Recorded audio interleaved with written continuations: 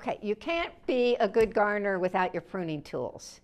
So you want to get yourself some good pruning shears according to what your needs are. When you talk about pruning shears, these are the regular ones that you're going to see. This is probably the first one that you'll get. And it works. It works for small branches and things like that. And you can do a good job with it. It's going to cut. It works off of a spring. Now here's a Fiskars, a power grip. I use these because I have arthritis in my hands. And so it rotates. If you look here, you can see this one rotates and it's easier to move. This is also a bypass pruner.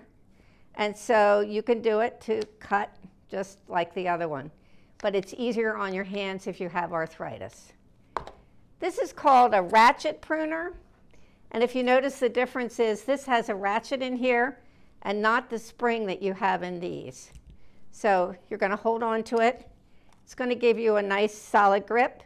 And then you cut, and it's an easy cut.